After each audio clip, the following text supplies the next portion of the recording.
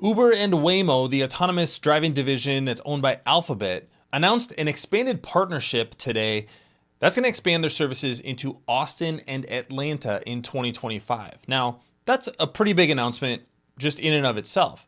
Uber is starting to expand the number of autonomous driving companies it's working with, announcing a deal with Cruise earlier this year, announcing a deal with Cruise just a couple of weeks ago. But the details of this agreement is really what I think is interesting. Waymo is basically just going to be providing technology and vehicles. Uber is actually going to be operating the service and operating the day-to-day and doing day-to-day maintenance, charging vehicles. All of that kind of stuff is going to be done by Uber. So instead of Waymo building a competitor alongside partnering with Uber, Uber's actually taking over that service. Could really change the competitive dynamics in autonomous driving depending on what other companies do. So I'm going to dig into all that today. My name is Travis Hoium. Thanks for watching Asymmetric Investing. Please subscribe here on YouTube for all my content. And thanks to this video sponsor, The Motley Fool.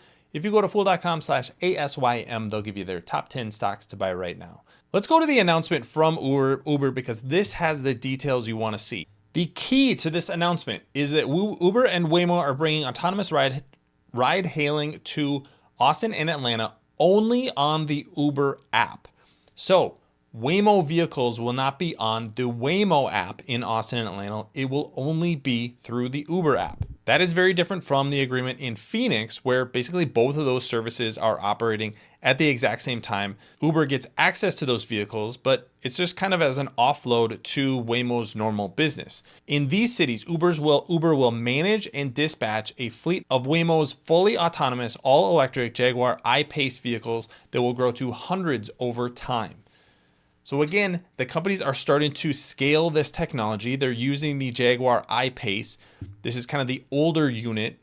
There is another one coming potentially in 2025 that will be custom made for Waymo, but Uber is going to be that interface. And I think that's what's fundamentally different. If you think about the structure of the industry so far, it has been agreements between Waymo and Cruise that are not exclusive. This is a look at the announcement with Cruise, and they say that there is going to be a dedicated number of Chevy Bolt-based autonomous vehicles, and once they're launched, an Uber rider can request a qualifying ride on the Uber app. It does not say that this is going to be exclusive. It does not say that Uber is going to be operating these Cruise vehicles. So Cruise can operate their platform in the same cities that they're actually providing supply to Uber. Very different relationship and very different dynamics in the industry. And I think that's what we really need to think about. These graphics hopefully help visualize the way that I'm thinking about the industry. So Uber currently is getting supplied by thousands of drivers in any given city, millions of drivers around the world. No driver has any real power over Uber in that relationship. That's just the way that it goes. That's why Uber over the last couple of years can increase their take rate and move from losing money to making money. That's the power of building the platform that Uber has built and owning that customer demand. But now you get to a world where Cruise and Waymo are some of your supply. Now that's not just a single supplier. Like it said in the Waymo announcement, this is going to be potentially hundreds of cars. And I wouldn't be surprised if this is tens of thousands of cars if it's successful. Now you have a handful of suppliers that are providing tens of thousands of cars each, very different supply-demand dynamics, especially if these companies are building their own service at the exact same time. And this is the way that it has gone until today.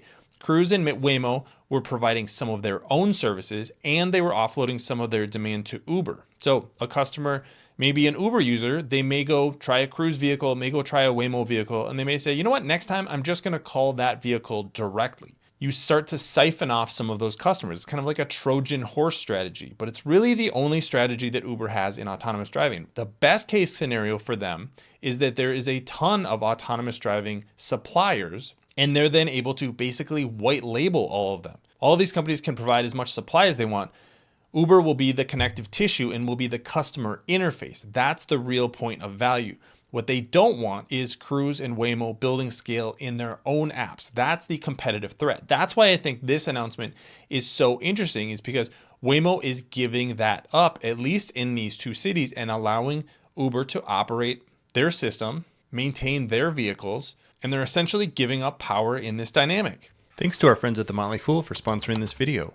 Visit fool.com/ASYM for the top 10 stocks to buy right now. Is this the right thing to do? And I think that's ultimately the question. How modular is this business going to be? Is it just going to be too much work for Cruise and Waymo and everybody else that tries to get into this industry to build that app and that huge database of users? Is that going to be too big of a lift for them? Or are they going to want to do that on their own? That's going to be the fundamental question. Or do they lean on a company like Uber? In Waymo's case, I think the reason that it makes sense is Alphabet is fundamentally a technology company. They're building the Waymo technology. They don't necessarily want to run a ride-sharing service on a day-to-day basis the way that Uber does. So if they can just do the technology, build the vehicles, build the AI behind it, they want to do that and then leverage Uber's scale to get to deploy this to thousands, millions of users who are already accessing the Uber app.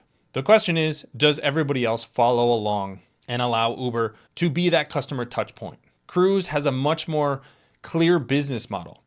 Their manufacturing arm, they are owned by General Motors. So they can have a custom-made vehicle. They're making Chevy Bolts that'll launch in 2025. That is going to be not quite a custom vehicle the way that the Cruise Origin was, but it is going to be a much more custom vehicle than the old retrofitted Chevy Bolt. The way that things look right now, they are going to want to build that ride-sharing service. They are going to want to scale in individual cities. That is the strategy that Mary Barra and GM have laid out.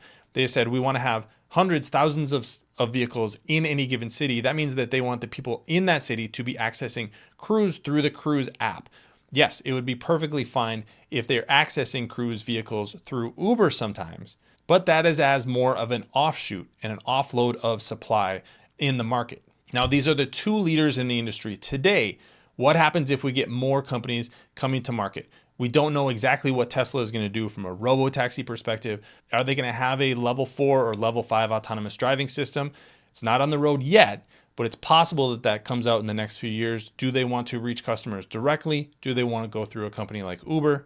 What happens if Tesla is just selling the technology to consumers who are owning the vehicles just like they are today, and then they're allowing that vehicle to go out and operate on its own? Are they going to want to be licensing that to Tesla, or are they going to leverage Uber, who already has scale? A lot of dynamics to be played out. But I think what's clear is that Uber's strategy is that they want to own that customer relationship. When somebody calls for an Uber, they want to be able to say, do you want an autonomous vehicle? Do you want a human driver? And we will handle the rest. Don't worry about whether it's an Uber or a Cruise vehicle. Same thing for deliveries. Same thing for food service. If they are that customer touch point, that is their point of value. They call it a marketplace, and that's ultimately where they're going to bring scale to the market. Do the companies that are suppliers in autonomous vehicles kind of take the easy path and just plug into that ecosystem to scale their businesses? That is what it looks like Waymo is doing, at least initially, in Austin and Atlanta. We will see if anybody follows suit, because that would ultimately increase Uber's power position in the market. And maybe these other companies just become more modular and say, hey, we're going to focus on building out this fleet and the technology that it takes to make autonomous vehicles, but we don't want to own that end customer demand. So a lot to play out, but this is something I'm going to be following closely here on Asymmetric Investing. So please subscribe if you want to know more. Let me know your thoughts about this deal between Uber and Waymo in the comment section below. Thanks for watching. I'll see you here next time.